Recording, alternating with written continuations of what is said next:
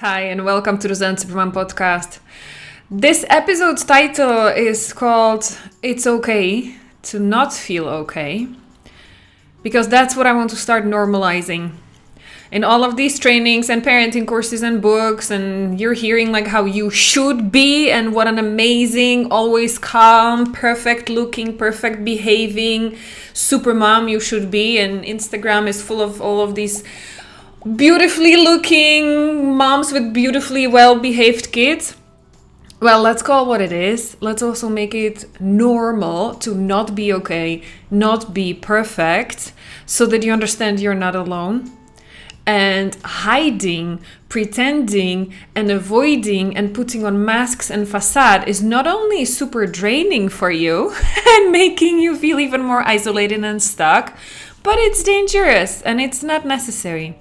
So, what to do instead? Let's talk about it. Sending you a big hug, Supermom. Hi, I'm Elena, and I'm a mommy tantrum specialist because I used to be specialist at yelling at my daughter daily. Now, 6 years fast forward, me and my team help busy, loving moms stop yelling, start setting healthy boundaries with natural consequences while staying calm so that the kids listen more. And one day when you look back at their childhood pictures, you will be able to feel at peace and happy with what a wonderful job you did. So that's what we do in this Zen Superman podcast, helping you find out why none of these parenting techniques, not even anger therapy and counseling, is ever going to help you get there. You need to understand the root. Where is all of your uncontrollable anger coming from? That's what this podcast is about. So, welcome to the Zen Superman podcast.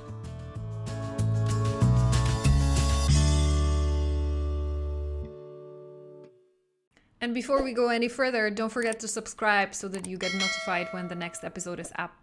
Hi, my name is Elena, and I'm a mommy tantrum specialist and a recovering hyperachiever, perfectionist, workaholic, stressed out, like putting on the supermom facade so that everybody would know how amazing I am on the outside, and on the inside all of these dirty, dark secrets about how I was yelling at my daughter and how I was not feeling okay.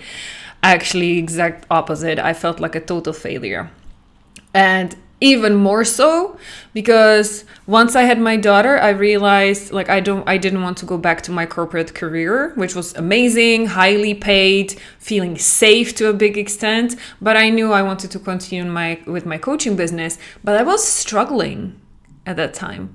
And this was a point when I realized, well, I cannot take other people, I cannot help them heal, I cannot coach them, I cannot help them unblock their lives until I unblock and stop pretending and faking in my own life.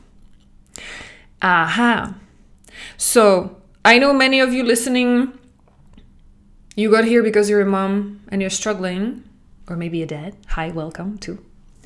But also, I know a large portion of the people who are listening to these podcasts and who are coming to my trainings, they are teachers, psychologists, mental health nurses, social workers, therapists, counselors, all of these professions where you're here not just like to help your family, but also to make it balanced with your work, because you're giving on the outside, and there in professional context, you need to have it all together. And you do in most of the cases, yeah? You look so amazing at your workplace and everybody is complimenting you on how patient you are and what an amazing giving energy you have and how calm and welcoming and empathetic and how highly sensitive and like you can read people, and you're doing so well in your professional context. And then you come home and it's like you don't want people from your work to know what's happening in your house, because you would feel like, oh my goodness, have such an imposter syndrome, I'm such a fake. So the first thing we need to do is to normalize. Normalize it's okay to not always be okay. Okay? Permission granted. If you ever needed any permission, give it to yourself. I'm giving it to you if it helps you. If that doesn't help, if you're like, yeah, okay, great. Logically, I know, but there's still something in me that doesn't want to give in, and that makes it feel like it is not okay, right? To feel all these things, and I have to put it together. Then what might help is realizing it's not your fault, and it didn't start now. Even though maybe before your kids and before whatever happened in your relationship and in your financial situation and whatever, you were not okay even before. Maybe you were better at covering it up. And I know from my own experience, that's how I ended up being super hyperachiever. That was my way of covering up that deep down inside, I never felt good enough. I never felt safe to slow down and really show who I was. Becoming a coach was actually one of my crutches because the coach stays behind the scene. This is one of the first things they teach you in a coaching training. Don't bring your stuff into the session. Make it all about the person. Be their clean mirror. So it was amazing because I didn't have to talk about myself. I didn't have to explain how I am failing, how I feel terrible and not good enough and not self-confident, because I put all of my attention on my clients. And this is what we have been taught as kids. Ta-da! Especially if you're a woman. This is gender. This is gender-related culture imprint for us as women especially. That we are the ones who need to have the empathy and understanding for others. We are the one who need to go behind the scenes, don't talk about yourself and focus on others and give. And they are the one who need your attention. Your kids, your parents. That's how it started, right? When we were kids.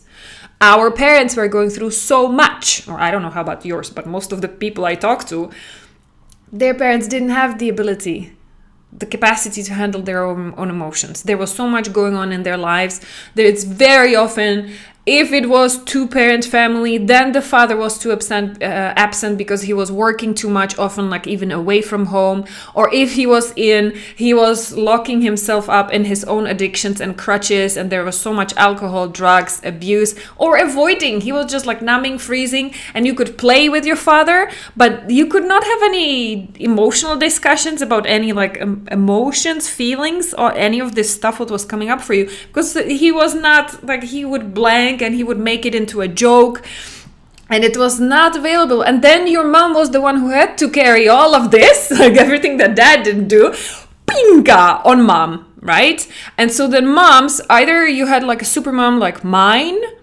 she did yell daily-ish, like around the Christmas time, holidays, whenever there was too much pressure on her, she would yell daily. Other times, not that much, because she was suppressing all of it. She had so much weight on her, so she just put on her armor of the hyperachiever, right? And she just did it all, and then just made a passive-aggressive, resentful comment here and there to make us feel bad and make us see how much she's suffering, and kind of like expecting us to read her mind because she didn't feel comfortable asking for what she needed.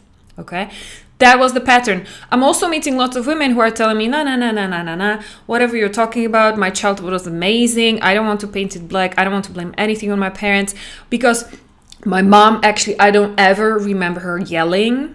My mom was like, you put her on a pedestal because she had 3-4 kids. She was single, divorced, working, full-time working, and you're feeling like, this is my role model. And actually that standard you put up then for yourself is too high, because you're feeling like, I need to live up to that potential. And so then I have those moms coming to my free mommy tantrum training, and they're telling me, no, I don't know where the root of my anger comes from, because I'm definitely not copying it from my mom, because she never yelled. So you got it wrong, Alena. And I'm like, okay, so I'm curious, tell me more. Was your mom by any chance like super self-sacrificing people pleaser with no boundaries and doing everything else for everybody else? Have you ever seen her rest and like take time for herself? No. Okay, great. Was your mom available for talking like about your feelings when there was something that was not going well with your friends, or you got hurt, or you were not feeling sure, there was something you felt like you were struggling with and you need? Could you talk to your mom about your feelings? No. Because she was always too busy, And I felt it was too much for her because she already had so much load on her shoulders. So I didn't want to add up to that.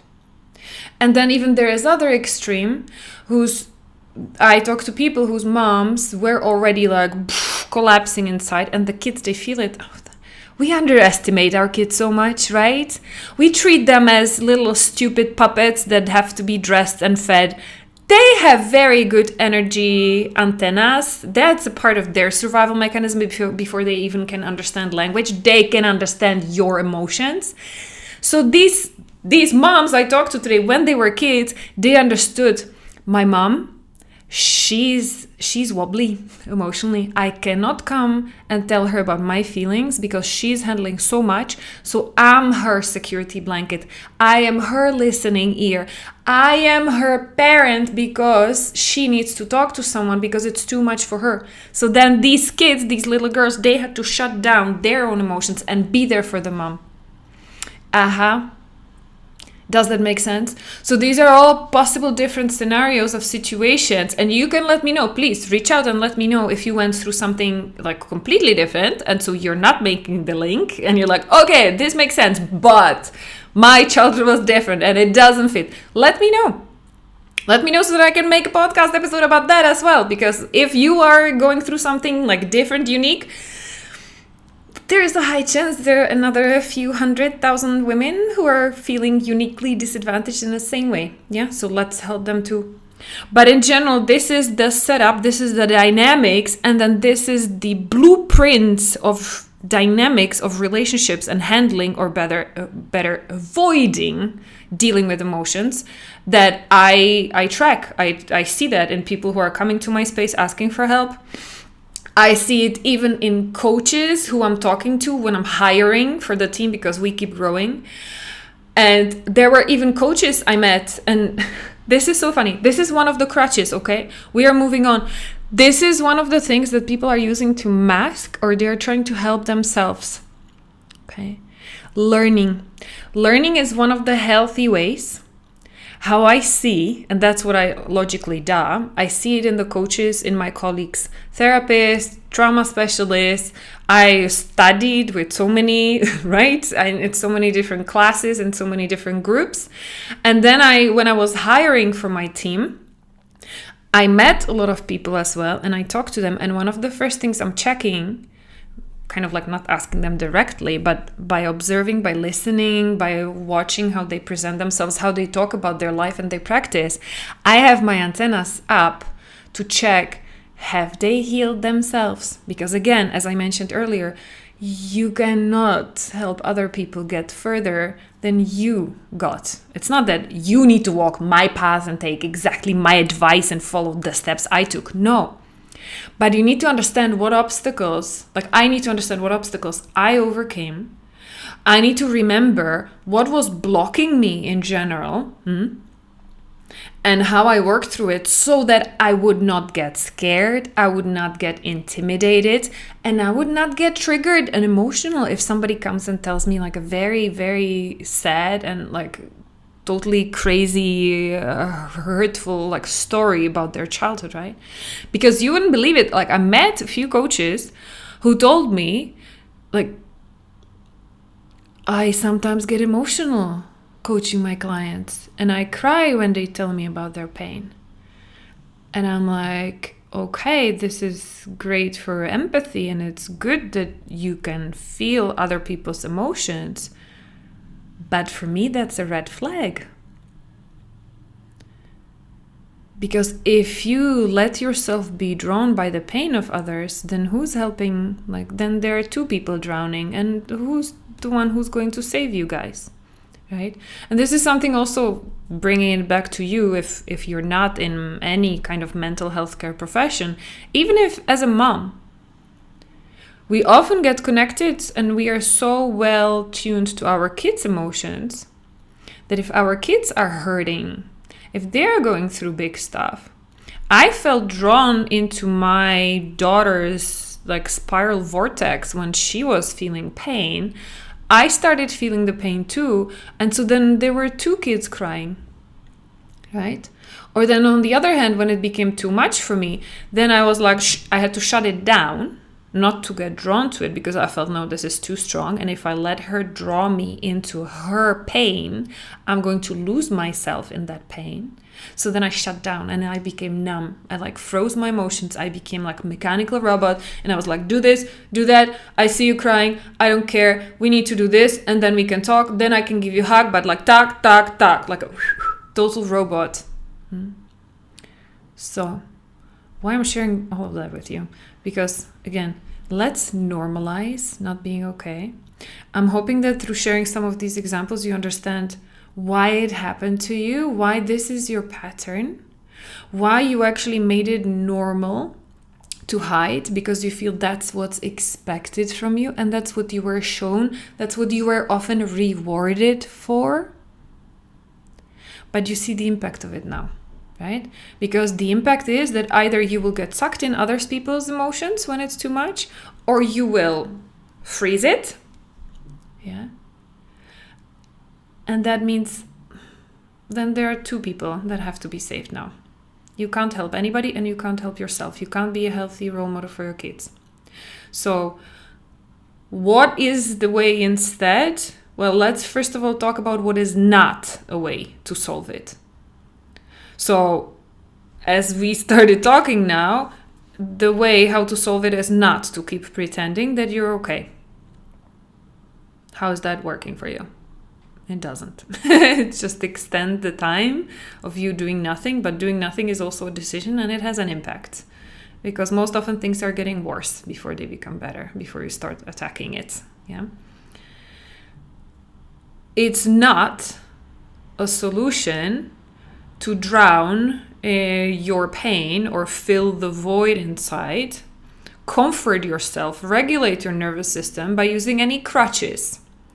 And what I mean by a crutch is alcohol, drugs, soft or hard ones, food, over-exercise, believe it or not, that's also one of the crutches of how to get control over your life and emotions and feel, at least in this area, I have things under control. And then what happens when you don't?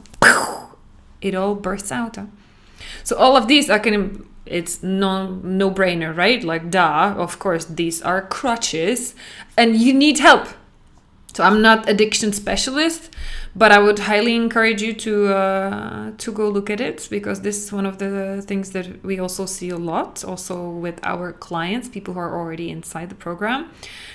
Often them are using any kind of crutches and their partners are. Because this is the dynamic you're replaying from your childhood, right? And some of you are breaking it.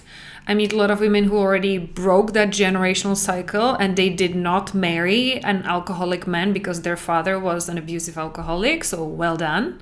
But the rest of that relationship dynamic is still the same.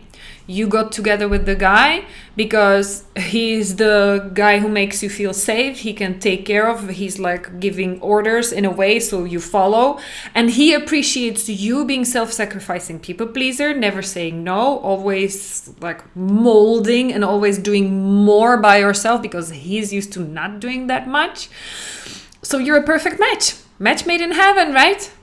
But this is two people bonding because of their trauma. And so then also one of the things I see very often is that once women start healing, they came to a point when they realize, well, I did marry for the wrong reason. I basically repeated the cycle of my parents.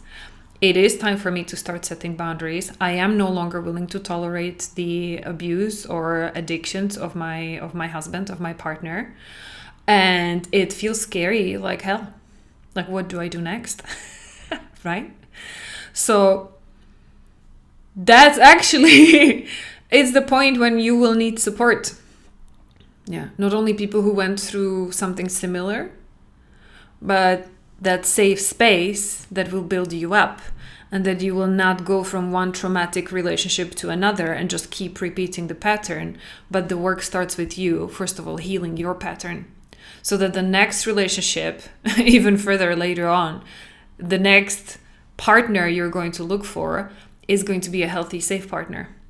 And in order to attract in your life a healthy, safe partner, you need to be healthy and safe and trauma free from all of these dynamics and all of this suppressing emotions and not knowing how to deal with it and expecting other people to read your mind and expecting that if you're doing so much, they should be doing at least a little bit more and waiting for somebody else to change because you're suffering so much. Like, nah, and staying in it just for the kids, and then the kids not being stupid and seeing how it continues, and then them repeating 10, 15, 20 years later, finding exactly the same pattern because that's what love is. That's how they saw love was given between parents, and with them, they will be replicating it, right? So take a breath. Breaking those generational cycles is not an easy way. It's not an easy path. It's not for the faint of heart, but it can be done. So first step is to normalize it that you're not okay. Nobody can blame you for that. It's time to stop pretending, and it's time to start getting help. And one last trap I want you to avoid getting into really is the crutch of learning, taking courses, reading books. And it's just like, okay, so I need help. So I'm going to do some courses. I'm going to work with some hypnotherapist and energy chakra healer and I don't know what. And let me read book about childhood trauma. Let us get in a couple counseling. Okay, good. It's a good start to realize like, okay, I'm not going to be able to figure it out by myself. Let's get some help. That's great. I would want to raise this one last red flag, which is I meet a lot of women who use this as their avoidance mechanism. They just keep learning. They keep taking new courses, they keep reading books, they keep even like going for talk therapy for 10, 15 years because they want to break the pattern. But all it does, it keeps you distracted. Do you actually feel any difference? And what would happen if you realized that the answers are not outside? You don't need to get another tool. You don't need to get another like finally perfect method. You need somebody who will help you go in and clean that up. Because all the answers are inside.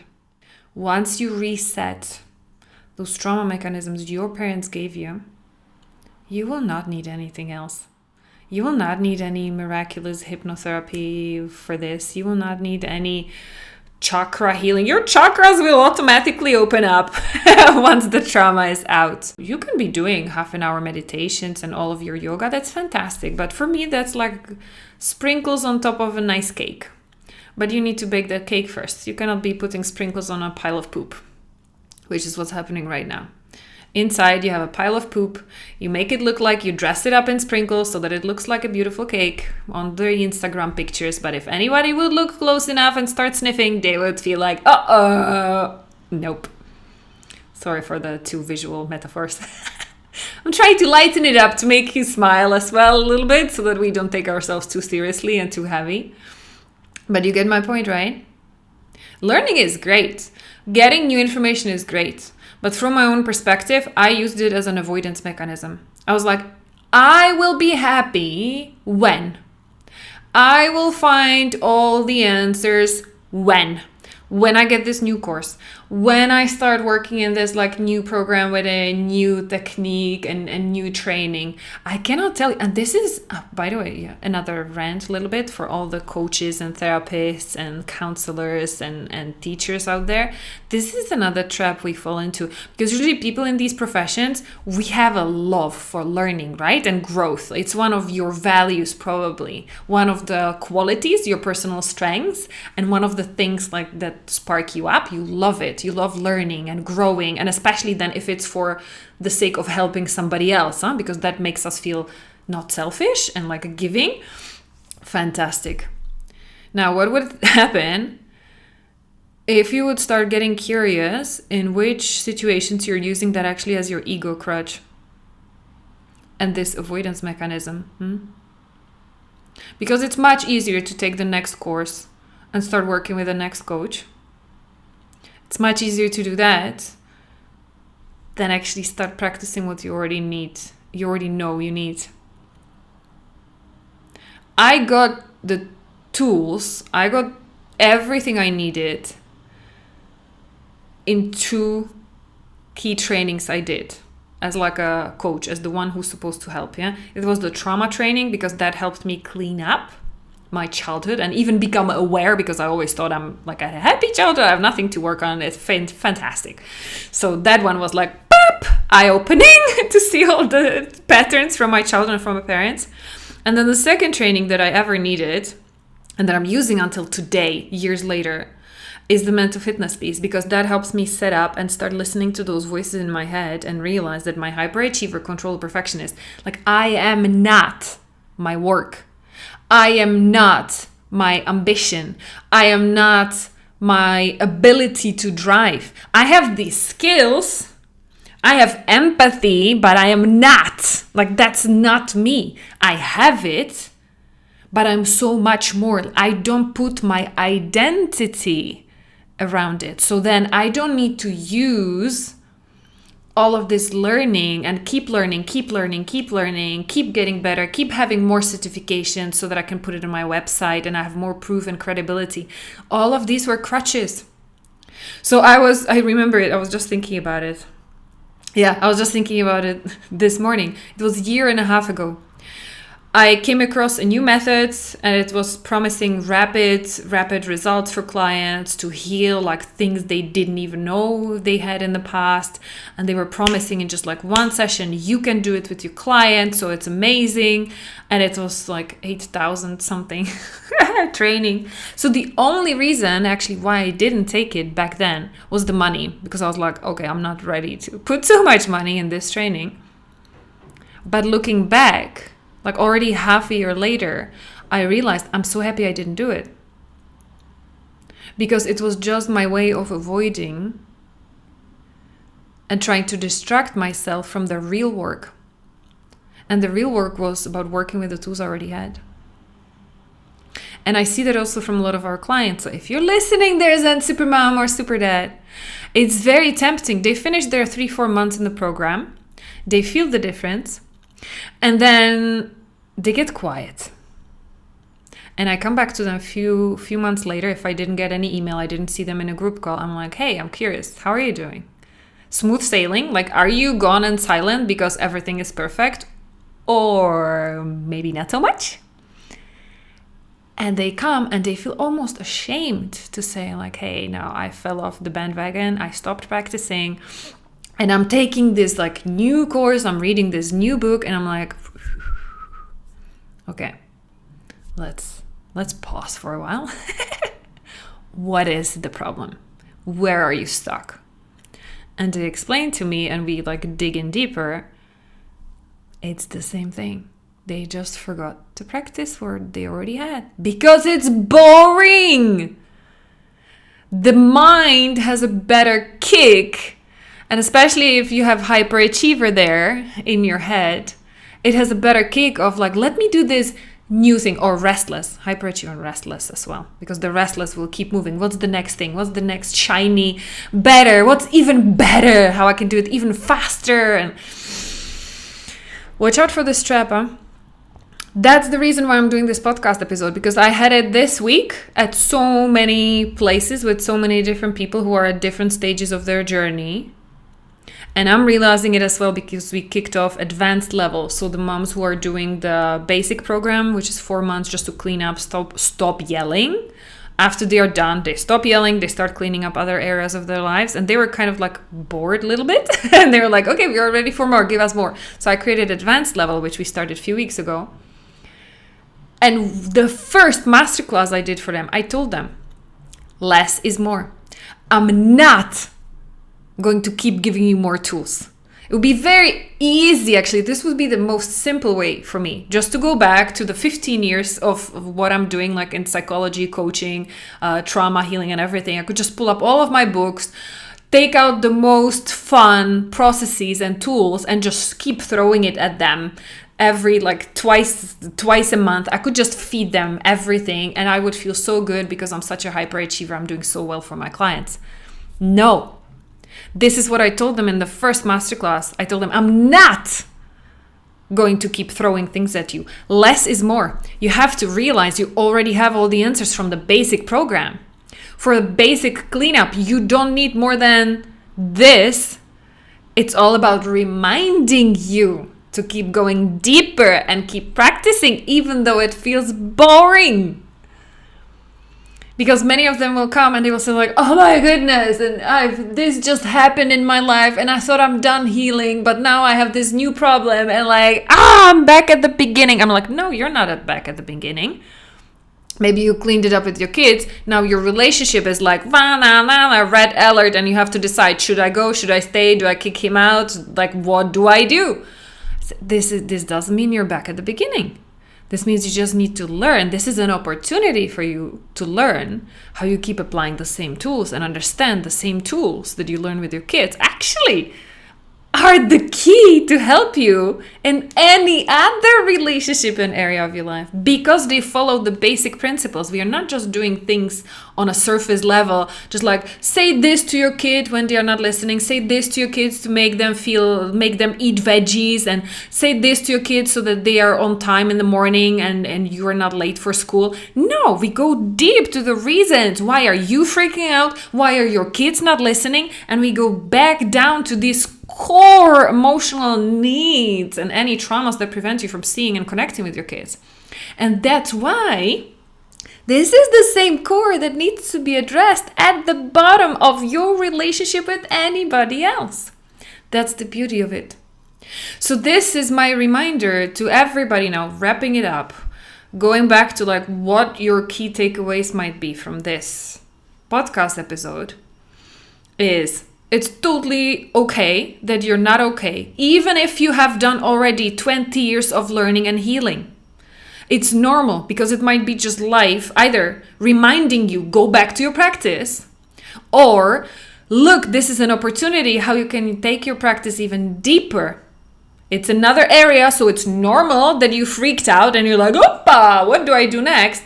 This is just a moment to calm down, realize, create some space to see it's the same thing. It looks different. You might need to approach it then like in a different way, but the principles are still the same. It's all about you knowing your worth. And I love the quote. Am I going to remember it? It's about trusting your wings. Huh? So the quote was, the bird on the tree is not afraid of the branch breaking because she trusts her ability. She trusts her wings. Yeah. The bird on the tree is not afraid of the branch breaking. Women I work with, once they get this, they are not afraid of their relationships breaking. They are not afraid of changing careers and saying like quitting their job and starting a business. They are not afraid of taking their family and moving to another country, because their confidence and trust is not relying and depending on other people, other situations making them feel safe. They feel safe because they know that whatever happens, they can handle it. How powerful is that? This is what I do. This is what I practice daily. This is what I'm the most passionate about. Yeah. So that's the journey I'm inviting people to. First step is to realize you're not okay. And that's actually a good place to start. Because this is the only place when you can start. When you're trying to fake it and fake it even for yourself, like, no, I'm still good, I've got this is, yeah, okay, fine. Then you're not going to start anything.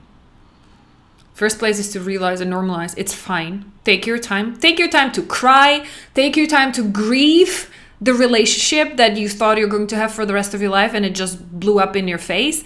Take your time to grieve the loss.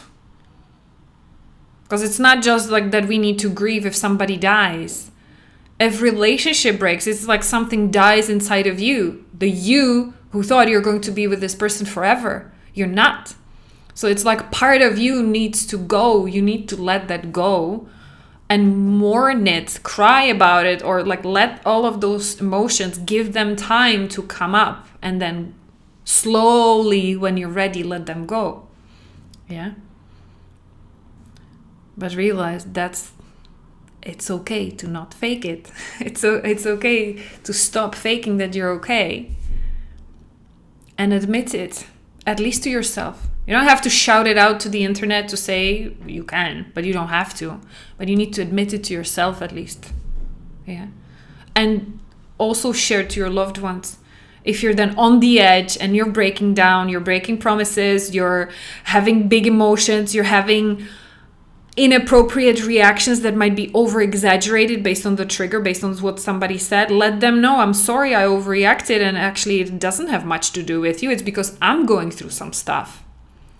It's okay to let your loved ones know so that they understand. Yeah. And then the next step is, rather than using any crutches, addictions, drowning, trying to fill the hole, it's time to get to work. And if you have the tools you feel that are working or that have worked for you in the past, then go for it. Use them.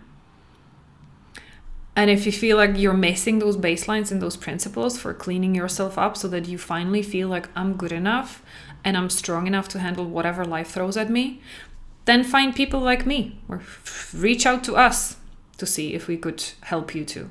Yeah. But there are so many other specialists. Yeah.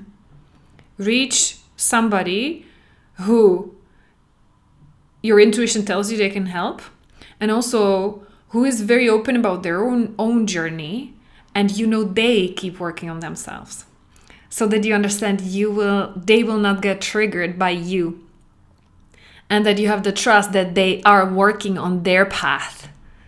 They are not just hiding behind the scenes like I used to do 5-10 years ago, like pretending I have it all together, but kind of like, no, I was not okay. Work with somebody who you can trust. They are not going to get triggered by you sharing.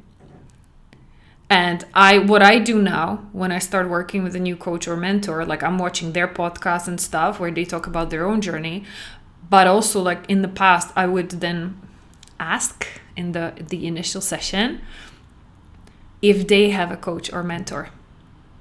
Because a coach who doesn't have a coach, for me, it's a no-go. Because the path never ends. And I know that my coach or mentor cannot take me further than they have gone. So I want to know, what is their limit? Where has their development stopped? So that I would see how much is the leeway for me.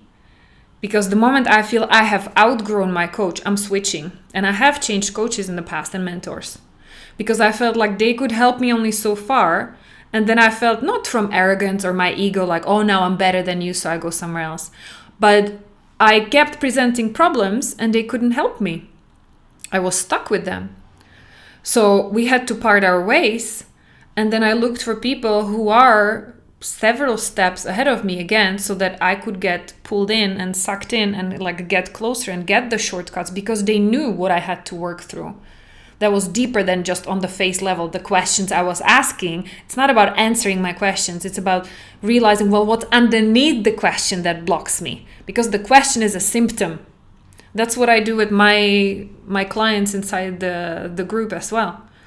I'm not answering on their questions on a face value. I'm addressing the reason. Actually, their questions for me are indications of what's underneath that they haven't cleaned up. And that's what would make them feel like, see the world in this way that gets them stuck. So for me, questions are indications and symptoms, and I address the underlying thing. And that's the same thing I need from my coaches and mentors. Yes, there's always certain level of like the one on the informational piece, but for me, that's like 5%. Learning new information, but the internet, YouTube, online, like you can Google, buy books, like we are living in an age where it's not a problem to get information. The problem is, how do you apply it? How do you make it work? And usually we cannot apply the information because there is something in us, right? The proof, you have so much information about how to be healthy, how to be fit, how to not gain weight, how to build muscle and be strong and flexible. It's not that people don't have the information that if you eat fast food and drink whatever sweet stuff, that you're going to get fat and sick. Like, duh, you cannot blame the world that nobody told me I'm going to get fat if I keep doing this. It's not the lack of information. You're not applying it. You're not living a healthy life, if I use this as an example, because what happened to you before because of how your belief system and what mechanisms of avoiding or processing emotions in an unhealthy way you have, right? So that's why when I'm looking for who I'm going to work with, I check where are they on their path. Not only, and right now I'm working with lots of business coaches and mentors because I want to grow this space so much more, so much further so that we can help even more people. So I'm looking at business mentors, but I'm not just looking at how are they in the business. I'm looking at how is their life in general. Because you have lots of people who are great at business, but then you can see them talking about relationships and they have no relationships. They're single. They're like desperate. They're addicted to like stuff. And they feel so stressed out. They are going in and out of a burnout and you can feel it and see it even from their energy. I'm like, yeah, you could help me with my business, make like millions and billions of money in the coming years, but no, thank you. Not this way. This way is not resonating with my values and what I want for my life, right? I'm choosing people who are like the role model for me, not in that one area of life that I'm looking for improving in myself, but all over, because that's what I want as well, right? All the pieces of your life to be aligned in all of the areas of your life that you feel you don't have to fake. Because that's for me what happiness is the alignment with who I am and how I show up what I do. Not having to force it anywhere or pretend anywhere or be different at work than I'm at home. Anybody who knows me, like they would tell, like I am this, like this is me. There is nothing fake anywhere here, right? That's how I choose to live my life, right? So find people you resonate with. You feel like they have arrived at a point that you want to get to. Yes, and then get to work. Because it's not about getting more information and more learning. It's about removing all those obstacles to come back to that essence, to your identity, and removing any layers that are preventing you from living that fully already now. Good. So we went to a lot of places today. This is a long podcast episode. Sorry for that. I hope it gave you some insight. Reach back to us. Either if you already have my email, then if you're a client or somebody who we've already been in touch with, send me a direct email. Otherwise, I think there's always in the podcast description, there are ways how you can contact us. So let me know. Yeah, I hope this was useful. Sending you a big hug, Supermom or Superdad. One mantra I want you to leave with. It's okay to not be okay. Let's use it as that jump start for you to kick your legs against the bottom so that you can go up crutch free. I'm going to see you sometime soon. Bye. Why can't you stop yelling at your kids? And no, it's not the stress, lack of sleep, kids not listening, fighting, hitting, no support, time pressure, ADHD, hormones. No, moms around the world are doing it regardless. How? Join us for the upcoming Mommy Tantrum training and find out too.